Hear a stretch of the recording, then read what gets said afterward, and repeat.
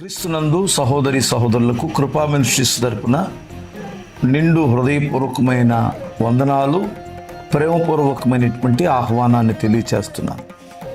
దేవుని పిల్లలారా, ఇప్పుడు నేను మీ మధ్యలోనికి రావడానికి కారణం ఏమిటంటే ఆగస్టు 1, 2, 3 తేదీల్లో మన కృపా మినిస్ట్రీ చర్చిలో ఉపవాస ప్రార్థన కూడికలు జరుగుతున్నాయి. దయచేసి భక్తి కలిగిన మీరు, దేవుని యందు ఆసక్తి కలిగినటువంటి మీరు ఉపవాసం ఉండి ప్రార్థన చేసి మీ గడ్డు సమస్యలన్నిటి నుండి విడుదల పొందాలని, భయంకరమైన వ్యాధుల నుండి, అప్పుల నుండి, సమస్యల నుండి, మీ యొక్క ఆపదలన్నిటి నుండి విడుదల పొందాలని ప్రేమతో ఆహ్వానిస్తున్నాను.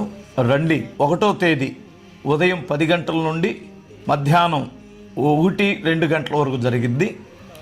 అట్లాగే సాయంత్రం 7 నుండి 9:30 లేదా 10 లోపు జరుగుతుంది. అదే రీతిగా శనివారం ఉదయం, సాయంత్రం, ఆదివారం మధ్యాహ్నంతో ప్రభు బల్ల ఆరాధనతో ఈ యొక్క ప్రార్థనా కూడికలు ముగించబడతాయి. దయచేసి వీలైనంత వరకు రండి, పాల్గొని ఆశీర్వాదాలు పొందండి. ప్రియులారా, దేవుని సన్నిధిలో ఉపవాసం ఉండుట వలన నినివే పట్టణస్థులు రక్షింపబడ్డారు, ఉగ్రత నుండి తప్పించుకున్నారు. దేవుని పిల్లలపైన శత్రువుగా మారినటువంటి హామాను లేదా ఆ దినపు శత్రువులైనటువంటి వారి చేతిలో నుండి శాసనాలను మార్చగలిగిన శక్తి ఉపవాస ప్రార్థనకే ఉంది.